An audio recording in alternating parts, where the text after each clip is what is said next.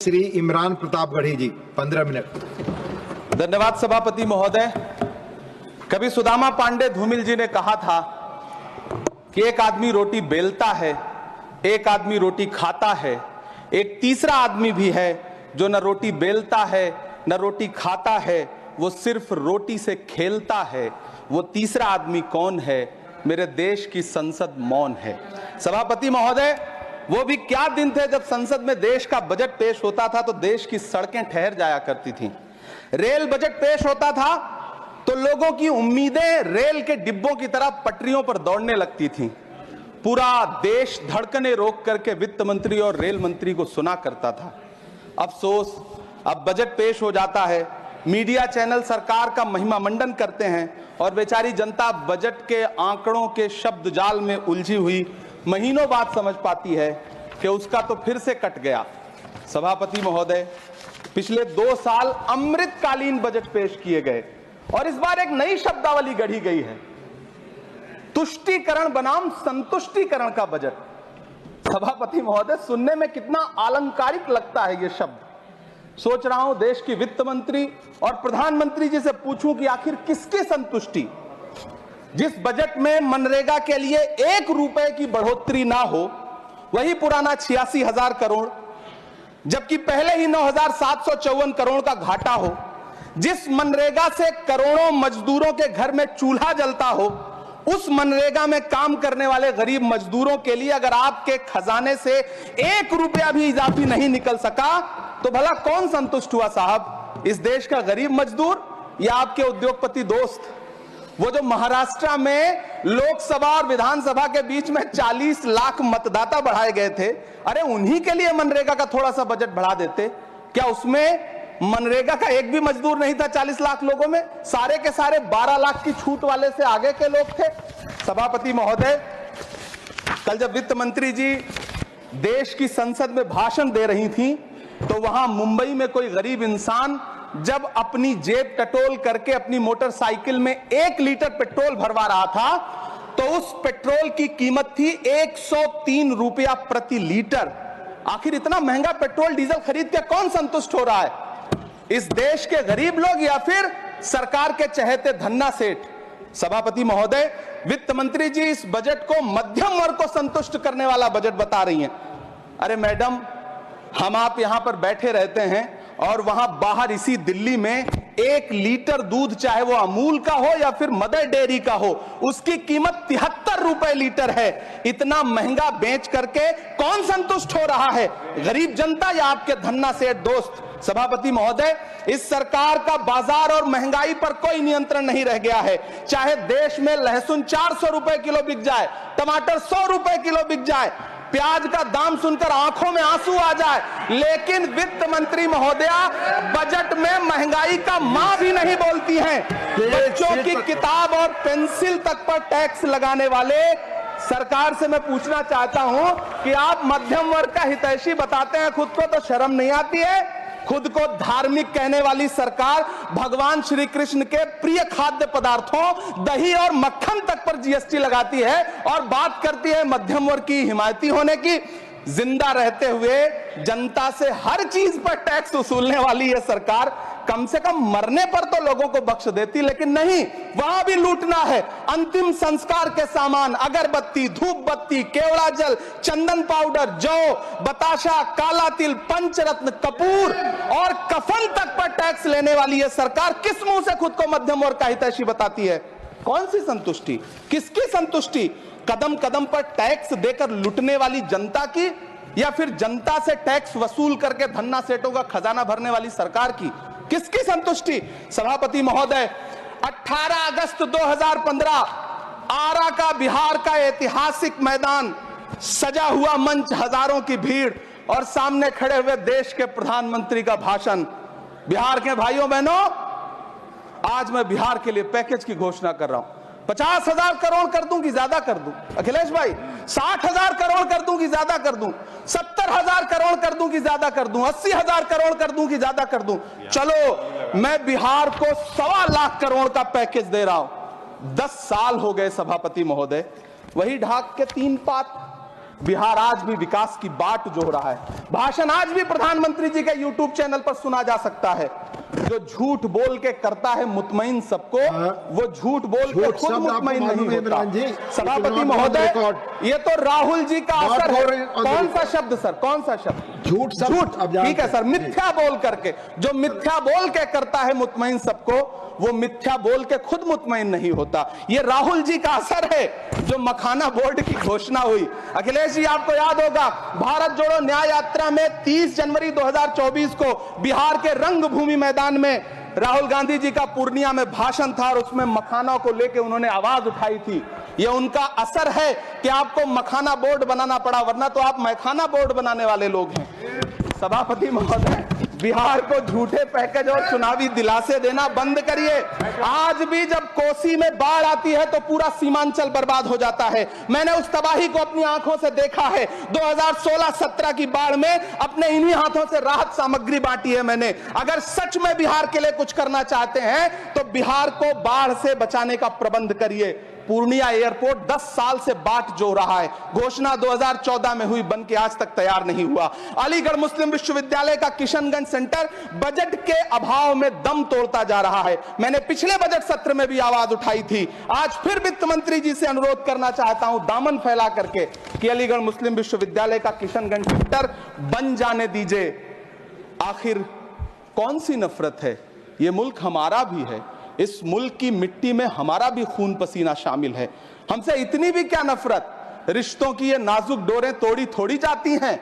अपनी आंखें दुखती हो तो फोड़ी थोड़ी जाती हैं। सभापति महोदय, अल्पसंख्यक मंत्रालय का बजट काटकर मौलाना आजाद नेशनल फेलोशिप बंद कर देना, प्री मैट्रिक स्कॉलरशिप बंद कर देना, नई मंजिल योजना बंद करना, धरोहर योजना बंद करना। 2024-25 के बजट में माइनॉरिटी मिनिस्ट्री के लिए 3183 करोड़ रुपए की घोषणा हुई, लेकिन देश को हैरत होगी कि बाद में समीक्षा करके लगभग आधा कर दिया गया, 1868 करोड़ रुपए। मैं तो सरकार से पूछना है कि कौन संतुष्ट हुआ? इस देश का अल्पसंख्यक संतुष्ट हुआ या आप संतुष्ट हुए? किसका संतुष्टिकरण? सभापति महोदय, मैं प्रधानमंत्री जी से कहना चाहता हूं कि आप ही ने 1 मार्च 2018 को किंग अब्दुल्ला को, जॉर्डन के किंग अब्दुल्ला को मेहमान बना करके इसी दिल्ली में एक कॉन्फ्रेंस में कहा था कि मैं मुसलमानों के एक हाथ में कंप्यूटर और दूसरे हाथ में कुरान देना चाहता हूं। कंप्यूटर देने की बात तो छोड़िए, पढ़ाई के लिए जो स्कॉलरशिप मिल रही थी उसको भी छीन लिया आपने। किसको संतुष्ट करने के लिए? हम समझते हैं इस साजिश को। आप माइनॉरिटी मिनिस्ट्री का बजट काटते काटते एक दिन मिनिस्ट्री को ही बंद कर देना चाहते हैं। वो जहर देता तो सबकी नजर में आ जाता, सो ये किया कि हमें वक्त पर दवाएं न दी। सभापति महोदय, मैं तो वित्त मंत्री जी से पूछना चाहता हूं आपके माध्यम से कि शायद आपको पता ही नहीं है कि गृहस्थी चलाने वाली एक गृहिणी की मुश्किलें क्या क्या होती हैं। आपने कभी सोचा भी नहीं होगा कि जब वो किचन में सब्जी बनाने के लिए कढ़ाई में तेल डालती है तो उसके साथ उसके आंसू भी गिरते हैं। सभापति महोदय, शायद उन्हें पता भी ना हो कि एक छोटी सी गाड़ी और एक छोटे से फ्लैट का EMI भरने के बाद इस देश का एक गरीब इंसान जब अपने बच्चों की फीस भरने के बारे में सोचता है तो उसे कितनी खुशियों का गला घोंटना पड़ता है। शायद उनको पता भी नहीं है कि फसल बेच करके बिटिया की शादी का सपना सजाने वाला किसान जब अपनी फसल बर्बाद देखता है तो कितनी रातें सो भी नहीं पाता है। सभापति महोदय, शायद वो कभी इस पीड़ा को समझ ही नहीं पाएंगी कि परिवार के किसी एक सदस्य को कैंसर जैसी बीमारी हो जाए तो घर और जमीनें गिरवी रख उठती हैं लेकिन इलाज नहीं हो पाता। सभापति महोदय, इसी देश की संसद में कभी स्वर्गीय सुषमा स्वराज जी ने कहा था कि जब देश की करेंसी गिरती है तब देश की प्रतिष्ठा गिरती है। एक तरफ कोलंबिया जैसा छोटा सा देश और उसके प्रधानमंत्री गुस्तावो पेत्रो खड़े हैं जो कोलंबिया के नागरिकों को हथकड़ी लगाकर लाने वाले जहाज को अमेरिका बैरंग वापस लौटा दे रहे हैं, और दूसरी तरफ हमारे प्रधानमंत्री जी खड़े हैं जो बेड़ी और हथकड़ी लगा करके लाए गए बेटों के अपमान पर एक शब्द नहीं बोल रहे। सभापति महोदय, मैं इतिहास के पन्ने पलट रहा हूं, मुझे 2 किरदार याद आ रहे हैं। एक तरफ निक्सन के 7वें बेड़े की धमकियों के सामने लोहे की तरह अडिग इंदिरा गांधी खड़ी हैं, तो दूसरी तरफ खुद ही नमस्ते ट्रंप का नारा लगाते हुए प्रधानमंत्री जी खड़े हैं। मेरे कानों में सुषमा स्वराज जी की आवाज गूंज रही है। बहुत कम बोलने वाले डॉक्टर मनमोहन सिंह ने बहुत ज्यादा बोलने वाले प्रधानमंत्री जी को जब देश की बागडोर सौंपी थी तो $1.58 का था, आज 85 से 87 के बीच में झूल रहा है। इन दिनों रुपए की अहमियत गिरती है तो न तो देश की प्रतिष्ठा गिरती है ना प्रधानमंत्री की गरिमा। जिस देश में 80 करोड़ लोगों को 5 किलो राशन के लिए कतारों में लगना पड़ता हो, उस देश में यह सरकार 12 लाख तक के टैक्स न लेने के लिए अपनी पीठ थपथपा रही है। हुकूमत इस कदर आवाम पर एहसान करती है, ये आंखें छीनती है और चश्मे दान करती है। सभापति महोदय, महाराष्ट्र का भिवंडी हो, मालेगांव हो, इचलकरंजी हो, यूपी का बनारस हो, मुआयमा हो, मुबारकपुर हो, रांची का छोटा नागपुर हो, बिहार का भागलपुर हो, हर जगह बुनकरों की उम्मीदें तोड़ रही हैं, लेकिन इस सरकार के पास उनके लिए कुछ भी नहीं है। मुरादाबाद का पीतल उद्योग, कानपुर का चमड़ा उद्योग, सहारनपुर का लकड़ी उद्योग, फिरोजाबाद का चूड़ी उद्योग, अलीगढ़ का ताला उद्योग, सब सरकारी प्लानिंग से तबाह हो रहे हैं। इन तमाम के बीच सरकारी सपोर्ट से बस एक उद्योग फल फूल रहा है, नोएडा का नफरत उद्योग। सभापति महोदय, जिस देश में 40 से 45% मेडिकल फैकल्टी की सीट खाली हो, वहां बजट में 75,000 नए मेडिकल सीट्स का ऐलान हो रहा है। सरकार बहादुर, कम से कम इस देश के पढ़े लिखे युवाओं को तो मूर्ख समझना बंद करिए। वो अब तिजारती पहलू निकाल लेता है। पहले 7500 मेडिकल सीट्स बाद में बनाइएगा, पहले जो एम्स में 2161 पद खाली पड़े हैं उनको तो भर दीजिए। वो अब तिजारती पहलू निकाल लेता है। मैं कुछ कहूं तो तराजू निकाल लेता है। मैं इसलिए भी तेरे फन की कद्र करता हूं तो झूठ बोल के आंसू निकाल लेता है। सभापति महोदय, फिर झूठ आया है, मैं उसे मिथ्या कर दे रहा हूं। शायरी में बार बार आ जाता है, क्या करूं महोदय। काश ये बजट, सभापति महोदय, वो एक शब्द मैं मिथ्या कर दे रहा हूं सर, वो एक शब्द को हटा दीजिए। ध्यान रखें, ऐसे जो भी शब्द होंगे आपके वहां। सभापति महोदय, काश ये बजट बीपीएससी के पेपर लीक की शिकायत करने वाले नौजवानों पर बरसती हुई पुलिस के लाठियों पे, जख्मों पर मरहम लगा पाता। सभापति महोदय, पिछले 80 दिन से 70 साल का एक बुजुर्ग एमएसपी की लीगल गारंटी मांगता हुआ आमरण अनशन पे बैठा हुआ है। काश ये बजट किसान नेता जगजीत डल्लेवाल की टूटती हुई सांसों की पीड़ा सुन पाता। काश ये बजट प्रतियोगी परीक्षाओं की तैयारी के लिए दिल्ली, कोटा, पटना, अहमदाबाद जैसे शहरों में, इलाहाबाद जैसे शहरों में किताबों के साथ गल रहे युवाओं के सपनों को जिंदगी दे पाता। काश ये बजट वंदे भारत के सुनहरे विजुअल के बजाय देश की गरीब जनता को कुछ और पैसेंजर ट्रेनें दे पाता। काश ये बजट सीनियर सिटीजन को ट्रेन टिकटों में मिलने वाली रियायतें वापस लौटा पाता, जिनको सरकार ने कोविड के नाम पे छीन लिया था। काश ये बजट किसानों की राह में कीले नहीं बल्कि कालीन बिछाने वाला बन पाता। काश ये बजट सरकारी मालिकों को यह समझा पाता कि नेहरू को कोसने से अर्थव्यवस्था नहीं सुधरेगी, उसके लिए डॉक्टर मनमोहन सिंह साहब की अर्थ नीति अपनानी पड़ेगी। पिछले 11 साल से नेहरू जी को कोस रहे हैं, आखिर कब तक कोसिएगा?